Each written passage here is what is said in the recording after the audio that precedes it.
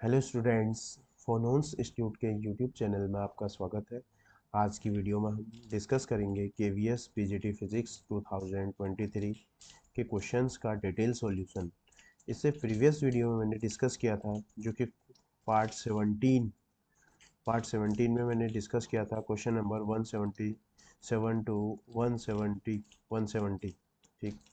तो आज की वीडियो में स्टार्ट करते हैं question number 171। Question is that in figure block A and B have masses. A का मास 2m है और B का मास क्या है m respectively. Block A lies on the rough surface. Rough surface means it has some friction. ठीक है, rough horizontal surface mu coefficient of friction given है. The string is connected to A and B massless inextensible. ठीक, the pulley is to, ठीक है, is massless. जो पुली है वो भी क्या है, मासलेस और फ्रिक्शनलेस है। An external force F is applied on A. देखो फिगर में हमको ऑब्जर्व हो रहा है कि ए ब्लॉक पर हमने क्या किया है, एक एक्सटर्नल फोर्स एफ अप्लाई किया है। ठीक है, A and system is moves uniform speed. ठीक है, यूनिफॉर्म स्पीड मीन्स क्या होगा बताओ। यूनिफॉर्म स्पीड मीन्स होगा कि उसका एक्सेलरेशन जीरो होने वाला है फर्स्ट केस में, जब हम इसमें क्या कर रहे हैं, एफ फोर्स से लगा रहे हैं। क्लियर। इसके बाद हमने क्या किया, case second on reversing the direction of force. अब हमने क्या करा, फोर्स को की डायरेक्शन हमने क्या कर दी, चेंज कर दी एंड रिड्यूसिंग इट्स मैग्नीट्यूड, और फोर्स को एफ से कितना कर दिया, f/2 कर दिया। तो इसके बाद क्या कह रहा है, द सिस्टम एसेलरेट। अब ये जो सिस्टम है ये एसेलरेट कर रहा है, means it gain some acceleration with block B moving downward with acceleration A. ठीक है, the string remains taut A is. हमको क्या फाइंड आउट करना है इस पूरे क्वेश्चन में, एक्सेलरेशन फाइंड आउट करना है। तो ये बहुत अच्छा क्वेश्चन है। ठीक है, तो इस क्वेश्चन को करेंगे कैसे, इसको ध्यान से समझते हैं। जनरली ये मोस्ट इंपॉर्टेंट क्वेश्चन है, रिपीट होने के इसके बहुत ज़्यादा चांसेस हैं। तो हो क्या रहा है, देखो केस फर्स्ट में हमसे क्या बोल रहा है, केस फर्स्ट में इस ब्लॉक, ये जो ए ब्लॉक है, ये केस फर्स्ट है, ये ब्लॉक ए। ठीक है, और इसका जो मास है, ए ब्लॉक है, मास 2m। ठीक है, इसका मास कितना है, 2m है, और ये किसी फ्रिक्शनलेस रफ सरफेस में इस तरीके से प्लेस्ड है। और इसमें जो फोर्स लग रहा है, ये फोर्स की डायरेक्शन ये है। क्लियर। तो अब देखो होगा क्या, और ये जो ब्लॉक है ये इसका कॉन्टेक्ट कहाँ है, आगे पुली से है। तो हमेशा मैंने बताया था कि अब हम इसका क्या करते हैं, एफबीडी बनाते हैं। FBD means free body diagram बनाएंगे। फ्री बॉडी डायग्राम मीन्स इस ब्लॉक में जो जो फोर्स लग रहे हैं उन सबको हमने क्या करना है, इंडिविजुअली रिप्रेजेंट करना है। ओके, तो सबसे फर्स्ट देखो, सबसे फर्स्ट इसका क्या लगेगा, weight always act downward. Weight हमेशा डाउनवर्ड एक्ट करेगा। सिमिलरली जो सरफेस क्या देगा, एक नॉर्मल रिएक्शन जो कि हमेशा परपेंडिकुलर टू द सरफेस लगता है। क्लियर। और ये स्ट्रिंग है, तो स्ट्रिंग में क्या होता है, टेंशन होता है, और टेंशन की डायरेक्शन क्या होती है, हमेशा अवे फ्रॉम द ऑब्जेक्ट होता है। और the nature of tension is always pulling. जो टेंशन फोर्स होता है उसका नेचर क्या होता है, हमेशा पुलिंग नेचर का होता है। क्लियर। तो होगा क्या, अब यहाँ, तो अब ये फर्स्ट केस में क्या कर रहा है, यूनिफॉर्म स्पीड से मूव कर रहा है। तो इस केस में क्या होगा, जो एक्सेलरेशन होगा वो क्या होगा, जीरो होने वाला है। तो एक्सेलरेशन जीरो होगा, तो हम ऐसा बोल सकते हैं ये ब्लॉक आगे की ओर मूव कर रहा है। तो इसका मीन्स देखो आगे का कौन कौन से फोर्स एक्ट कर रहे हैं। अगर ये ब्लॉक बैकवर्ड मोशन कर रहा है, तो एक फ्रिक्शन देखो, ब्लॉक और सरफेस के बीच में क्या करेगा, एक फोर्स ऑफ फ्रिक्शन भी काम करेगा। ठीक है, जो कि हमेशा ब्लॉक के मोशन के अपोजिट डायरेक्शन में एक्ट करेगा। ठीक हो गया।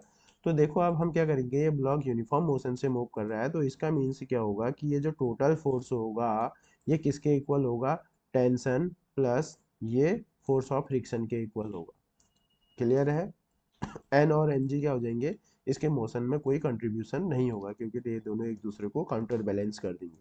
तो एफ इक्वल टू क्या होगा, टेंशन प्लस फ्रिक्शनल फोर्स। तो अब देखो हम इसको थोड़ा सा, F equal to T.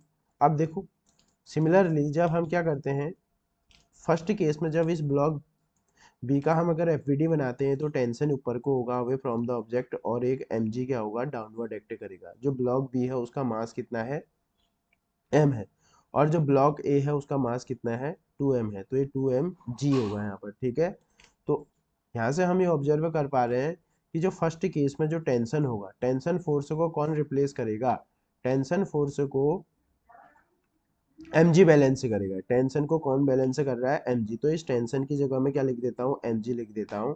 Clear.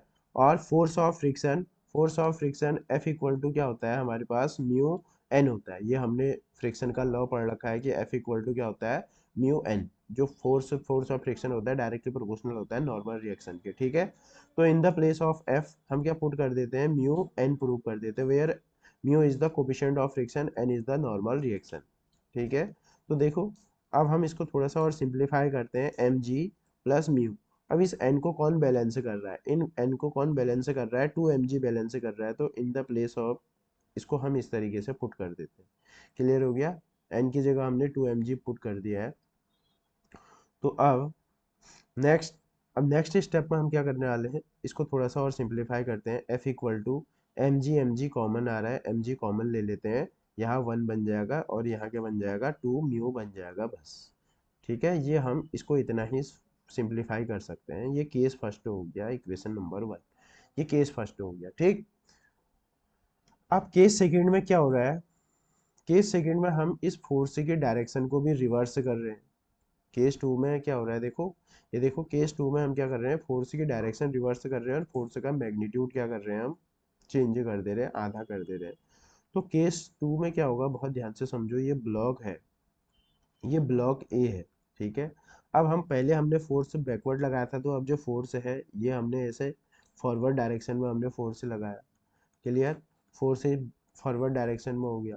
Forward direction में होने से क्या होगा कि यहाँ पर क्या है, ये फर्दर फिर आगे किससे, इसी में क्या है, ये फर्दर किससे कनेक्ट है, पुली से कनेक्ट है। तो इस स्टिंग में क्या होगा, एक टेंशन भी होगा। और ये ब्लॉक अगर फॉरवर्ड डायरेक्शन में मूव कर रहा है तो एट द टाइम जो फोर्स ऑफ फ्रिक्शन होगा वो क्या होगा, बैकवर्ड डायरेक्शन में होगा। ठीक है। अब फोर्स हमने एफ नहीं है, फोर्स का हमने मैग्नीट्यूड एफ बाई टू हम एक्ट कर रहे हैं। और यहाँ एम जी, एम की जगह क्या है, टू एम है। टू एम जी को कौन बैलेंस कर रहा होगा, इसका नॉर्मल रिएक्शन फोर्स इसको बैलेंस कर रहा होगा। तो इन दिस केस जो ब्लॉक गेन एसेलरेट, अब एसेलरेशन हो रहा है तो हम सीधे सीधे हम सेकेंड लॉ ऑफ न्यूटन के पास जा सकते हैं सीधे सीधे। जब देखो हमारे पास एसेलरेशन होता है तो हम क्या करेंगे, अब जो दुनिया का हर कोई फोर्स होता है वो किसके इक्वल होता है, एफ नेट इक्वल टू किसके इक्वल होता है, एम ए के इक्वल होता है।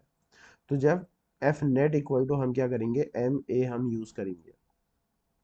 तो इस ब्लॉक पर टोटल फोर्स कितना लग रहा है, देखो टेंशन फॉरवर्ड डायरेक्शन में लग रहा है, टेंशन आगे लग रहा है, और एफ बाई टू भी क्या लग रहा है, फॉरवर्ड डायरेक्शन में लग रहा है। तो हम ऐसा लिख सकते हैं इसमें, देखो F by two plus tension. ठीक है। ये तो फॉरवर्ड डायरेक्शन, और minus minus force of friction opposite direction में लग रहा है। और ये किसके इक्वल होगा, F equal to F net equal to m a. और एम क्या है इस ब्लॉक का, एम क्या है, टू एम है। और ए क्या रहेगा इस तरीके से, ये इसी ए को हमने फाइंड आउट करना है। गेटिंग, इसी ए को हमने क्या करना है, फाइंड आउट करना है। तो देखो अब हम उन्हें क्या कर रहे हैं, एफ की वैल्यू तो हम इक्वेशन वन से पुट कर लेंगे। ठीक है। अब सेकंड केस में हमने क्या करना है, टेंशन की वैल्यू को फाइंड आउट करनी है। तो टेंशन की वैल्यू को फाइंड आउट करने के लिए हमारा एम क्या होता है, मैं इस बी ब्लॉक का एफ बी डी बना देता हूँ। और ये एक्सेलरेशन कहाँ हो रहा है, ऐसे डाउनवर्ड डायरेक्शन में हो रहा है। तो बी के केस के लिए हम ऐसा बोल सकते हैं कि जो एफ नेट है हमारे पास, टोटल फोर्स जो है हमारे पास फॉर ब्लॉक बी के लिए, F net equal to m a. Total force कितना एक्ट कर रहा है इसमें, इसमें कर रहा है एम जी माइनस टी। और ये किसके इक्वल होगा, एम ए के इक्वल हो जाएगा। ठीक है। तो यहाँ से अगर हम टेंशन की वैल्यू को फाइंड आउट करेंगे तो कितना आ जाएगा, ये m g minus m a, m g minus m a. ये यहाँ से किसकी वैल्यू आ गई, टेंशन की वैल्यू आ गई। ठीक है। सेकंड ब्लॉक, ये ब्लॉक बी के एफ बी डी से हमने टेंशन की वैल्यू निकाल ली, कितना, एम जी माइनस एम। तो देखो हमको टेंशन भी मिल गया, फोर्स भी मिल गया। ठीक है। इसे इक्वेशन वन टू। अब हम क्या करेंगे, इक्वेशन वन और टू का यूज करेंगे और इसको इस गिवन इक्वेशन में पुट करते हैं। तो देखते हैं कि आंसर क्या आता है। F in the place of F हम क्या करेंगे, पुट क्या करेंगे, इस वन बाई टू को बाहर निकाल लेते हैं। एफ की जगह हम पुट करेंगे एम जी, और ये वन प्लस टू म्यू, ये हम m की जगह हमने पुट कर दिया f की जगह, और प्लस टेंशन। ठीक है। Tension in the place of tension minus m g minus m a. M g minus m a, ये हमने इस टेंशन की जगह हमने पुट कर दिया। क्लियर। और minus F in the place of F, friction की जगह हम क्या यूज करेंगे, फ्रिक्शन की जगह वही हम mu mu or mu n use करेंगे, और एन की जगह हम क्या यूज करेंगे, 2m और g यूज कर लेंगे। क्लियर है। और इक्वल टू क्या आ जाएगा, 2ma आ जाएगा। ठीक है, इक्वल टू क्या आ जाएगा, 2ma आ जाएगा। क्लियर। तो जब हम इसको फर्दर सॉल्व करेंगे, देखो m से m सब कैंसिल हो जाएगा, और यहाँ पर देखो हमारे पास ये 2ma है और एक ma है, ये 3ma आ जाएगा। तो जब हम इसको फर्दर सॉल्व करेंगे, तो इसको सॉल्व करने पर जो एक्सेलरेशन आता है, ये आएगा हमारे पास, सॉल्व करके देखेंगे 3 - 2 म्यू। इसको सॉल्व करके कितना आएगा, 3 - 2 म्यू, और ये आएगा g, और अपॉन आ जाएगा 6 आ जाएगा। ठीक है। तो मेन क्या है, समझना बहुत इंपॉर्टेंट है कि हो क्या रहा है। ठीक है। तो यहाँ पर जो करेक्ट 3 - a इक्वल टू जो आएगा 3 - 2 म्यू g/6 आ जाएगा, जो कि क्या है हमारे पास ऑप्शन नंबर 4th में प्रेजेंट है। तो जो इस क्वेश्चन का जो करेक्ट आंसर होगा क्या होगा, 4th इसका करेक्ट ऑप्शन। ठीक है। थोड़ी सी कैलकुलेशन इसमें क्या है, कैलकुलेशन ज़्यादा है, पर समझना क्या है, देखो यहाँ पर दो बातें समझ में नहीं आती कि यहाँ मैंने F net equal to m a क्यों नहीं लगाया, इस केस में मैंने टोटल फोर्स को एम ए के इक्वल क्यों नहीं रखा।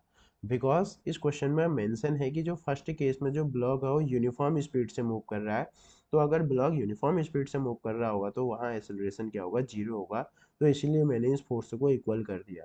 बट सेकंड केस में क्या हो रहा है कि ये जो ब्लॉक बी है वो एक्सेलरेशन को गेन कर ले रहा है। एक्सेलरेशन को गेन करेगा तो तब हम क्या करेंगे, जहाँ एक्सेलरेशन होगा हम यहाँ पर क्या करेंगे, F net equal to m a, इस फॉर्मूले का हम यूज़ करेंगे। तो टोटल फोर्स को इसके इक्वल रखेंगे, और यहाँ से एफ और सबकी वैल्यू निकाल के और सॉल्व करेंगे, तो जो एक्सेलरेशन आ जाएगा वो क्या हो जाएगा, फोर्थ इसका क्या हो जाएगा, करेक्ट आंसर हो जाएगा। ठीक है। तो ये मोस्ट इंपॉर्टेंट क्वेश्चन है, और थोड़ा जो ये जो लास्ट जो केवीएस में जो लास्ट लास्ट क्वेश्चन है, इनका जो लेवल है थोड़ा सा क्या होता है, वो थोड़ा सा लेवल अच्छा होता है, हाई लेवल के क्वेश्चन होते हैं। ठीक है।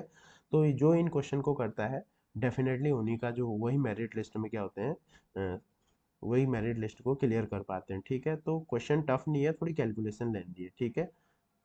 Now moving on, question number 172। Question number 172, a particle of mass m, a particle of mass m is at rest, is under the action of force F varying with time। जो force है वो time के साथ ऐसे very कर रहा है, हमको यहाँ पर गिवन है। पावर हमको गिवन है P equal to C T की power n+1, where C is constant, F proportional to the, हमसे बोल रहा है कि T की पावर किसकी, हमको यहाँ पर पावर पूछा है, हमको पूछ रहा है कि जो फोर्स है वो टाइम के किस पावर के प्रोपोर्शनल कर रहा है, ये हमको इसमें बता दो। ठीक है। तो इस क्वेश्चन को कैसे सॉल्व करेंगे, देखो ये भी बहुत अच्छा क्वेश्चन पूछा गया है केवीएस में। तो देखो हमारे पास क्या होता है, हम ये जानते हैं कि जो पावर इक्वल टू होता है वो फोर्स और वेलोसिटी का क्या होता है, प्रोडक्ट होता है, फोर्स और वेलोसिटी का डॉट प्रोडक्ट होता है। ठीक है ना। तो अब हम यहाँ से क्या कर लेते हैं कि हम पावर की वैल्यू सीधे सीधे, हमको पावर हमको गिवन है सी टी की पावर n+1, सी टी की पावर n+1, और फोर्स फोर्स इंटू वेलोसिटी। अब फोर्स तो हमको गिवन है नहीं, सबसे फर्स्ट हम क्या फाइंड आउट करेंगे, इस फोर्स को टाइम के रिस्पेक्ट हम फाइंड आउट कर लेते हैं। तो हम जानते क्या है, देखो हम जानते हैं F equal to m a जानते हैं, हम क्या जानते हैं F equal to m a, और इंटू क्या हो जाएगा, ये V हो जाएगा। क्लियर। अब फिर एक्सेलरेशन क्या होता है, acceleration is the rate of change of velocity, तो एक्सेलरेशन को हम dv/dt लिख सकते हैं इंटू v, और ये लेफ्ट साइड में तो ये चल ही रहा है सी टी की पावर n+1। ठीक है। तो अब हम क्या करेंगे, सेपरेशन करेंगे, दोनों को टी को एक संग ले जा लेते हैं, सी टी की पावर n+1, और यहाँ क्या आ जाएगा डी टी इक्वल टू आ जाएगा ये एम वी आ जाएगा, डी वी आ जाएगा। ठीक है ना। अब नेक्स्ट स्टेप पर हम इन दोनों को क्या करेंगे, मेरा एम यहाँ से है v फाइंड आउट कर लेते हैं हम यहाँ से। नेक्स्ट एम क्या है, अब हम इन दोनों से इसको हम क्या करेंगे, इंटीग्रेटिंग बोथ साइड, हम दोनों साइड इसको इंटीग्रेट कर देते हैं। और आपको अब बहुत अच्छे से पता है कि एक्स की पावर n डी एक्स का जो इंटीग्रेशन क्या होता है, एक्स की पावर n+1 अपॉन n+1 होता है। तो मैं इसी फॉर्मूले को यहाँ यूज़ करूँगा। तो देखो c तो बाहर आ जाएगा और ये आ जाएगा t की पावर n, ये इसका n+1 अपॉन n+n+1, ये इसका इंटीग्रेशन आ जाएगा और यहाँ कितना आ जाएगा mv²/2 आ जाएगा। क्लियर है? तो यहाँ से देखो अगर हम इसे फर्दर सॉल्व करेंगे तो c t की पावर n+2 आ जाएगा अपॉन n+2 इक्वल टू आ जाएगा mv²/2। ठीक है, तो नेक्स्ट टारगेट क्या है मेरा, यहाँ से v² को फाइंड आउट कर लेते हैं।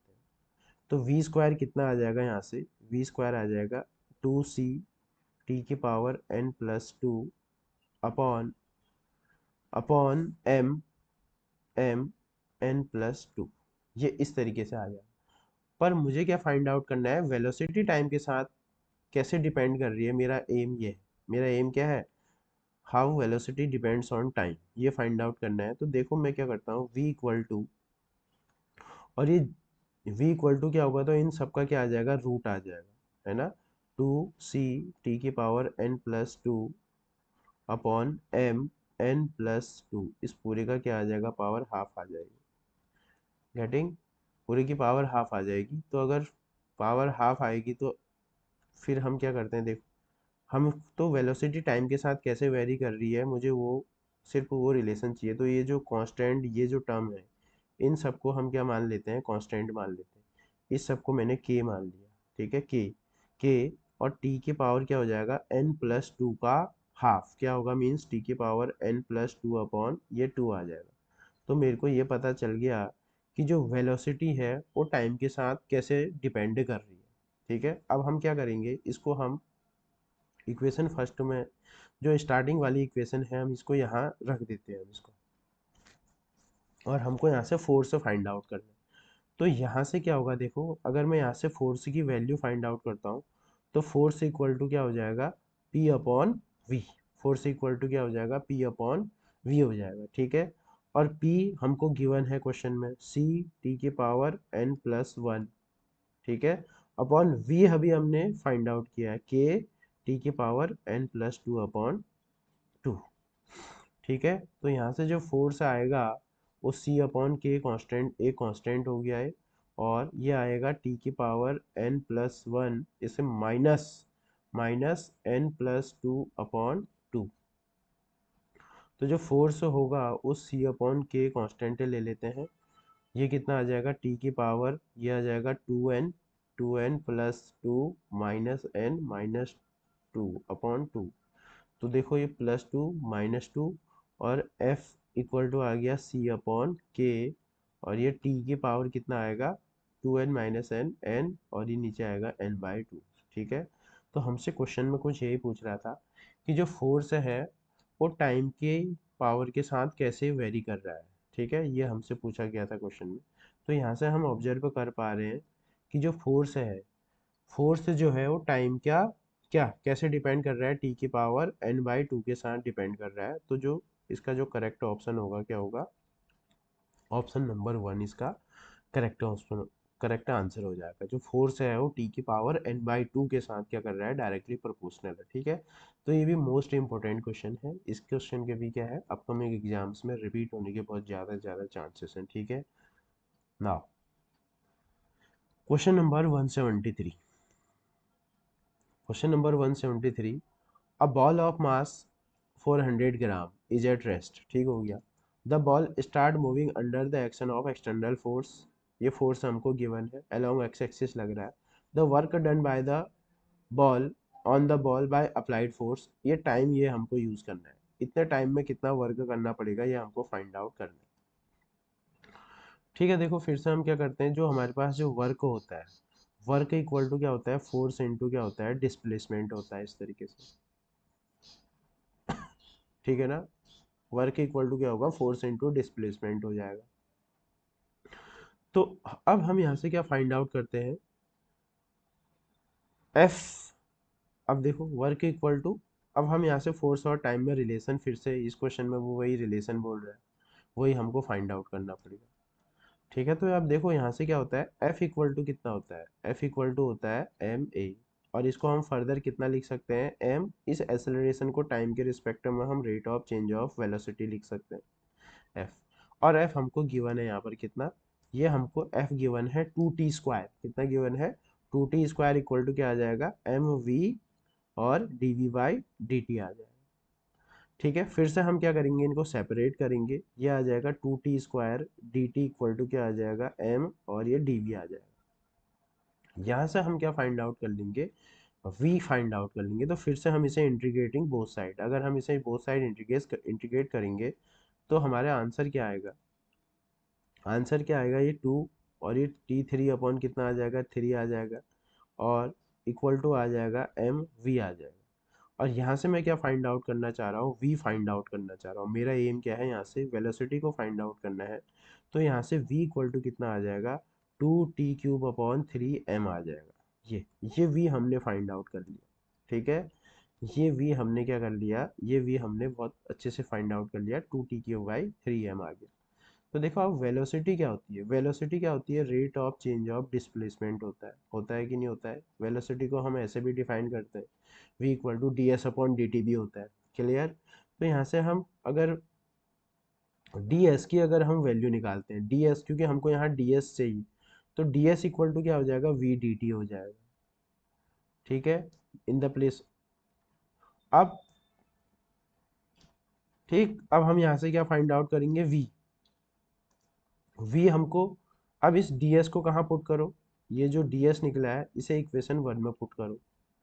ठीक है, पुटिंग इक्वेशन 1, तो यहाँ से वर्क डन हमको फाइंड आउट करना है। तो ये कितना आ जाएगा f, और इन the place of ds put v और dt। ठीक है, और फोर्स की वैल्यू भी पुट कर देते हैं, कितना 2t², और v की वैल्यू भी पुट कर देते हैं 2t³ अपॉन 3m, और ये आ जाएगा dt, और ये इसको हम इस तरीके से dw ले लेते हैं। ठीक है, अब फर्दर इसको क्या करो, इंटीग्रेट करो। इंटीग्रेट कहाँ से करेंगे, 0 से ये t, in the place of t में कितना पुट करूंगा 3⁻⅓, और यहाँ 0 से ये w हो जाएगा। तो जब हम इसको फर्दर सॉल्व करेंगे तो ये कितना आएगा, लेफ्ट साइड में तो आ जाएगा w आ जाएगा, और यहाँ क्या आएगा 2 × 2 = 4, 4/3m को हम ऐसे, ये तो कांस्टेंट है बाहर आ जाएगा, 4/3m तो क्या आ जाएगा बाहर आ जाएगा, और ये t⁵ हो गया है, t⁵, और ये dt हो जाएगा इंटीग्रेशन 0 से t। ठीक है ना, तो ये w इक्वल टू आ जाएगा 4/3m आ जाएगा, और ये t⁵ का जो इंटीग्रेशन होगा t⁶ अपॉन कितना हो जाएगा 6 हो जाएगा, और 0 से t आ जाएगा। ठीक है, अब हम क्या करेंगे, 4, ये 6 से 3 जा 18, 18m को हम बाहर ले लेते हैं, और यहाँ एक बार ये इन द प्लेस ऑफ t क्या करना है, t की जगह हमने 3⁻⅓ ठीक है, और जब -0 रखेंगे तो ये तो 0 ही हो जाएगा पूरा टर्म। तो 3 की पावर, अब ये w इक्वल टू कितना आ जाएगा 4/18m, और ये 3 की पावर 6 बाई कितना हुआ 6/3, दैट मीन्स 3 की पावर 2, 3 की पावर कितना आ जाएगा 2 आ जाएगा, क्योंकि ये 3 की पावर 6/3 करोगे तो 3×2 = 6 आ जाएगा, ये आ जाएगा। ठीक है, तो जब फर्दर हम इसको सॉल्व करेंगे तो w कितना आएगा, w इक्वल टू आएगा 36/18, ये आ जाएगा, ये आ जाएगा m, 18×2 = 36, तो ये आ जाएगा आपके पास 2/m, कितना आएगा 2/m, तो w कितना आ गया हमारे पास 2/m, और m हमको गिवन है कितना 2/400, 400 इंटू 10⁻³ किलोग्राम में कन्वर्ट करना पड़ेगा, तो 2 इंटू 10⁻³ अपॉन कितना हो जाएगा, ये 400 हो जाएगा। गेटिंग, तो यहाँ से कितना होगा, देखो ये दो एक, यहाँ से आ जाएगा 4, 4, 5 × 20, तो यहाँ से क्या आ जाएगा 5 जूल क्या आ जाएगा।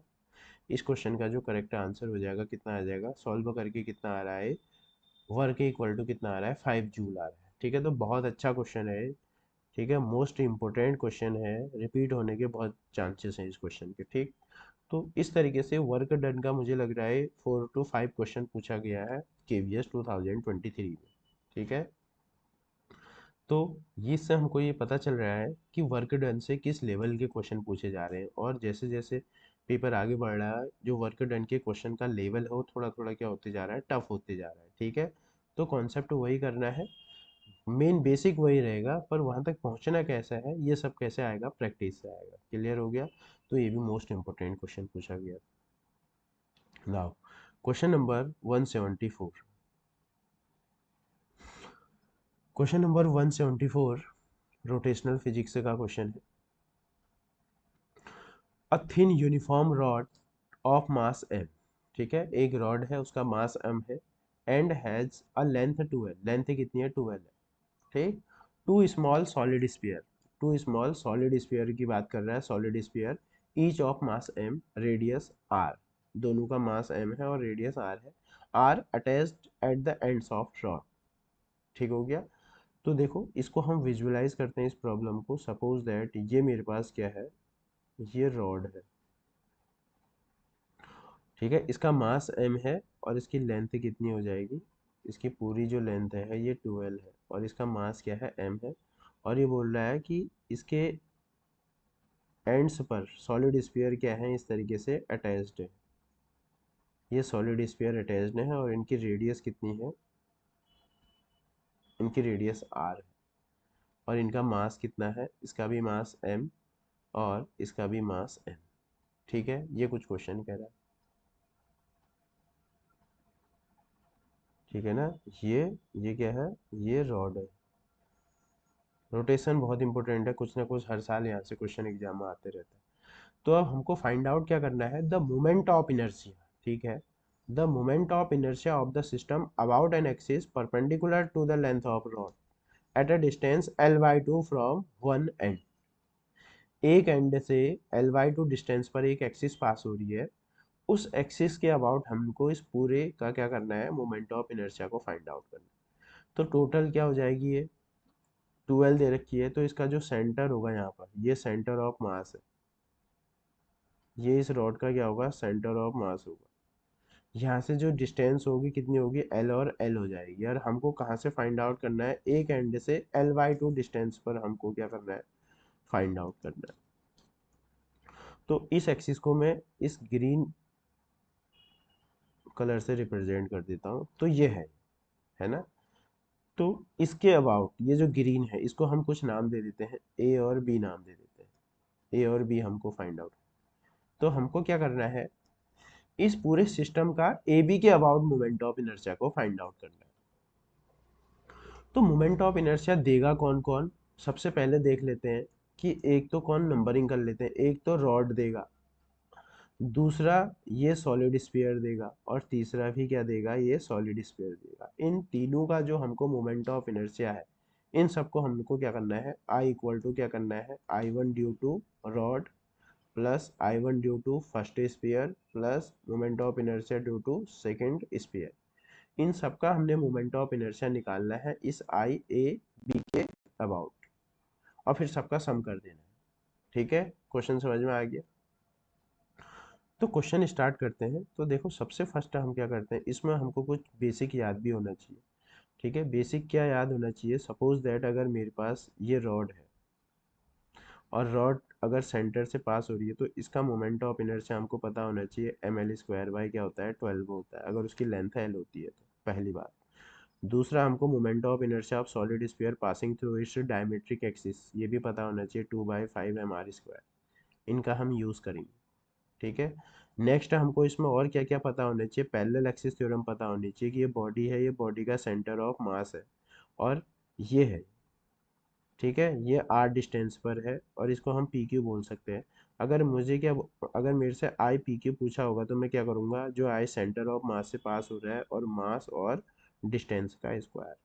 तो ये पैरेलल एक्सिस थ्योरम और ये सब हमको इसका यूज़ करूँगा मैं यहाँ पर। ठीक है ना, इसको सॉल्व करने में इन तीन कॉन्सेप्ट का यूज़ होगा। गेटिंग?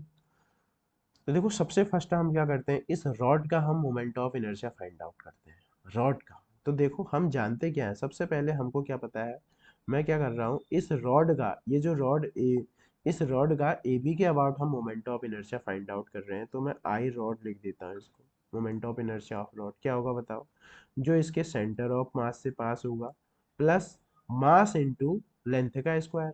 तो ये देखो ये पूरी 2l हो गई, यहाँ से यहाँ तक l हो गई, ये डिस्टेंस कितनी होगी, ये डिस्टेंस l/2 होगी, ये भी डिस्टेंस कितनी होगी, ये डिस्टेंस भी l/2 होगी, और ये पूरी कितनी हो जाएगी, ये l हो जाएगी। तो देखो मुझे ये रॉड है, रॉड का moment of inertia pass find out करना है, ठीक है। तो सेंटर से पास हो रही है प्लस मास और लेंथ का स्क्वायर, लेंथ जो कि कितनी है l/2 का स्क्वायर। और हम बहुत अच्छे से जानते हैं the moment of inertia of rod passing through it center of mass and perpendicular to the rod, ये कितना होता है ml²/12। बट हेयर l की जगह कितना लिखोगे, यह लेंथ 2l दी है अपॉन 12 प्लस ये कितना हो जाएगा ml² कितना हो जाएगा, ये 4 हो जाएगा।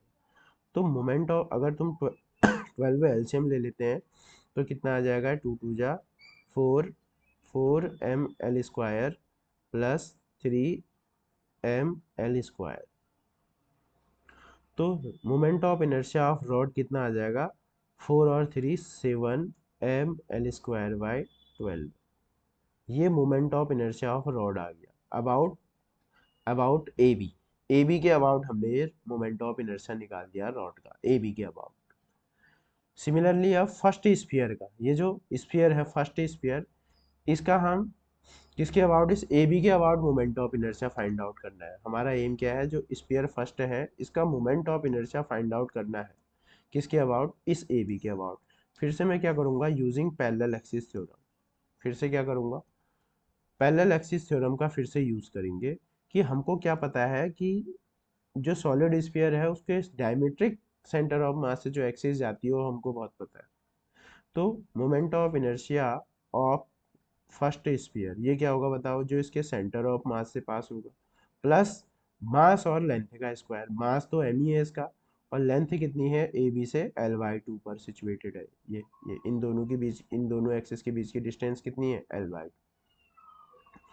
तो सेंटर ऑफ मास के अबाउट कितना होता है, 2/5mr² होता है, और प्लस कितना हो जाएगा, ये ml² ये 4 हो जाएगा, ठीक है। ये moment of inertia of first sphere हो गया अबाउट अबाउट ए बी के अबाउट फर्स्ट स्फीयर का क्या आ गया, मोमेंट ऑफ इनर्शिया आ गया, ठीक है।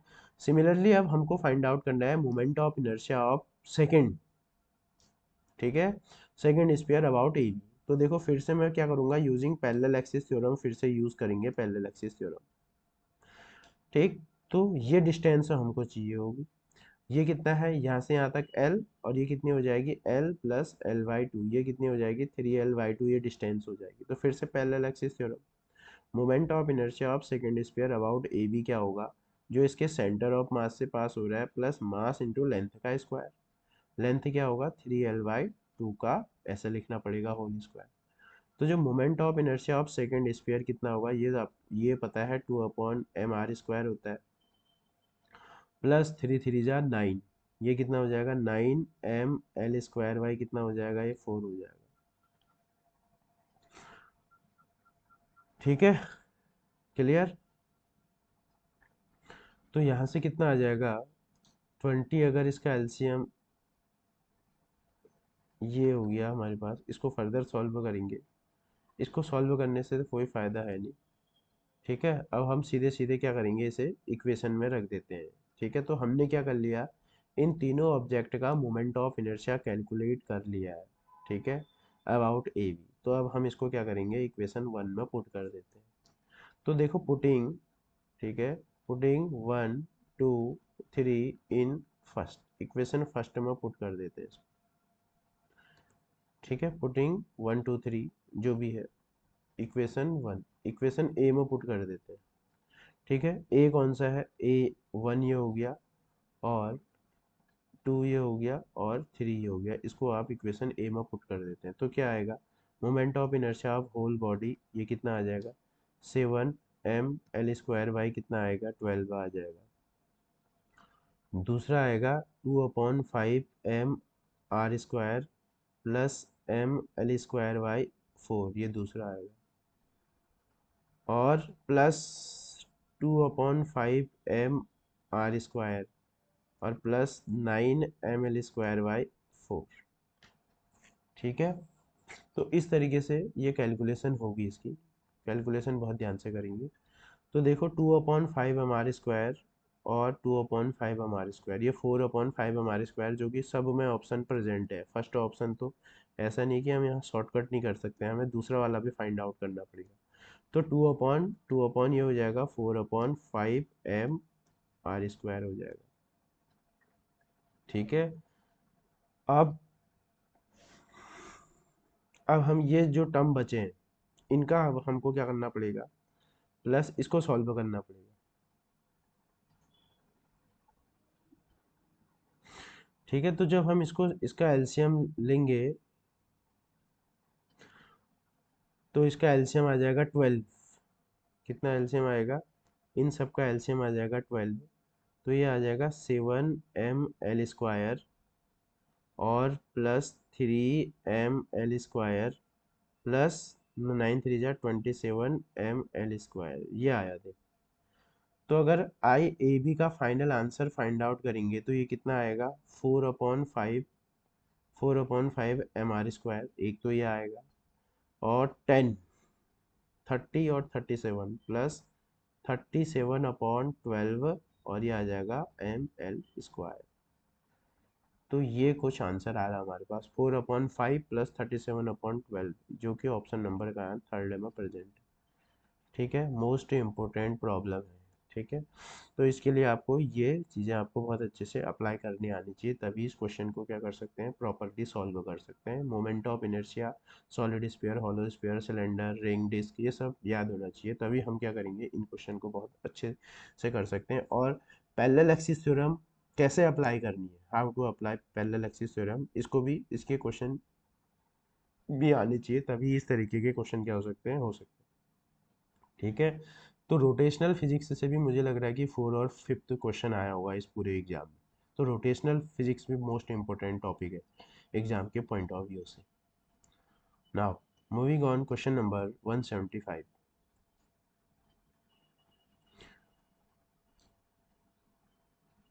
ठीक है, 175 175 क्वेश्चन है, two sphere A and B have radii 2r and 3r। इसका रेडियाई कितना है 2r, और इसकी रेडियस है ये 3r।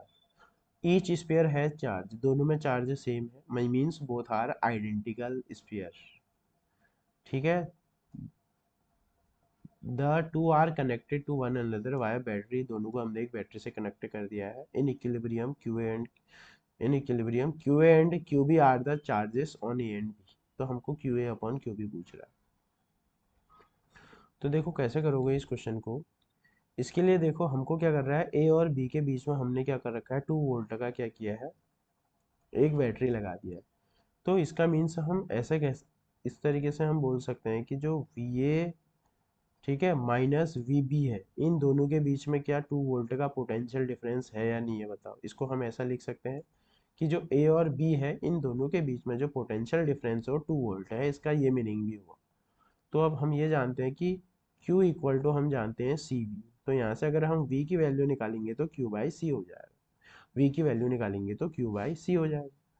तो देखो अब हो क्या रहा है, तो इस VA को हम क्या लिख सकते हैं, क्यू ए अपॉन इसका where C is capacitance C A, minus Q B upon C B equal to हम ऐसा लिख सकते हैं 2। ठीक है, बिफोर कनेक्शन।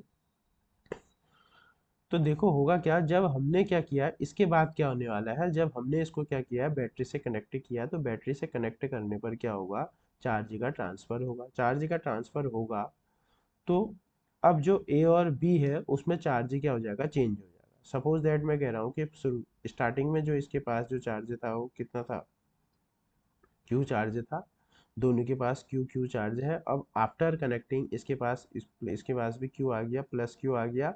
प्लस क्यों कह रहा हूँ, क्योंकि ये प्लस से कनेक्ट है, और इसके पास क्या आ जाएगा, माइनस क्यू चार्ज आ जाएगा।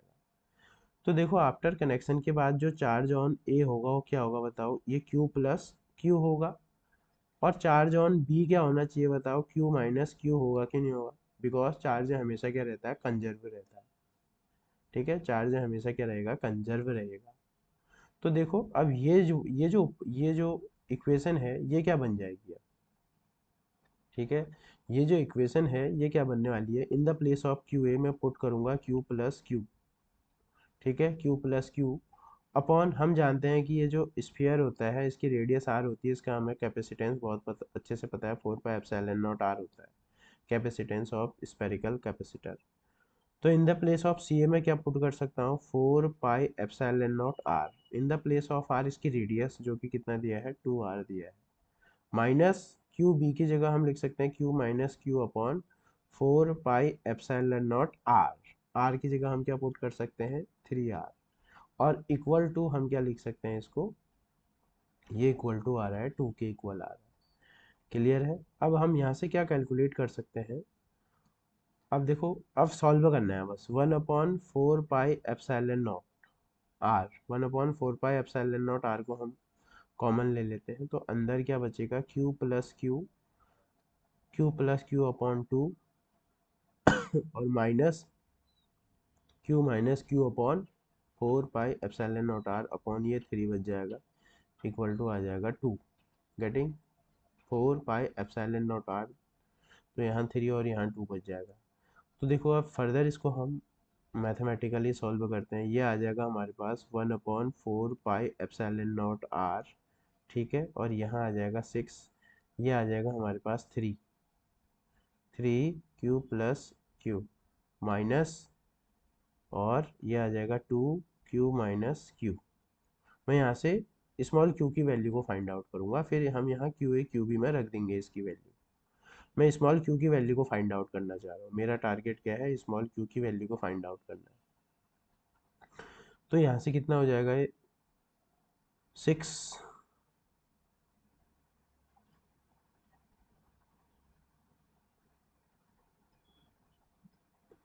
और 3 2, ठीक है।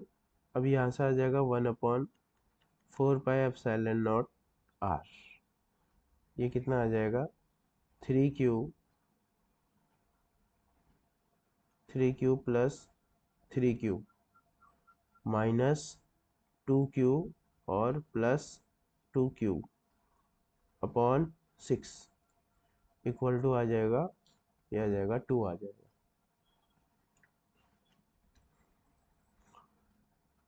ठीक है। कितना आ जाएगा, ये आ जाएगा हमारे पास। अब देखो फर्दर अगर हम इसे सॉल्व करेंगे तो 1/4 पाई एप्सिलॉन नॉट आर, अब यहाँ कितना आएगा, ये 3 क्यू और माइनस ये आ गया क्यू, क्यू आ गया और 3 और 2 5 क्यू प्लस ये 5 क्यू आ गया अपॉन 6 इक्वल टू कितना आ गया, 2। अब देखो फर्दर इसको हम सॉल्व करते हैं और यहाँ से हम क्यू की वैल्यू को फाइंड आउट कर लेंगे। तो 6 2 जा 12 कितना आ जाएगा, ये 6 2 जा, और ये 4 भी है, 4 6 48 आ जाएगा। देखो क्या आएगा ये, Q plus 5 Q equal to आ जाएगा 12 4 जा 48 पाई एप्सिलॉन नॉट आर, ये आ जाएगा। और यहाँ से 5 क्यू की वैल्यू हम फाइंड आउट करेंगे तो 48 पाई एप्सिलॉन नॉट आर, ये माइनस क्यू आ जाएगा, ठीक। और यहाँ से 5 क्यू की अगर हम वैल्यू पुट करेंगे तो 48 pi epsilon naught R minus Q, Q की जगह ये लिख देते हैं कितना, 73 पाई एप्सिलॉन नॉट आर। तो देखो 8 माइनस 3 5, और ये आ गया 25, 5 क्यू इक्वल टू आ जाएगा ये 25 एप्सिलॉन नॉट आर। यहाँ से क्यू इक्वल टू आ जाएगा माइनस का, क्यू इक्वल टू आ जाएगा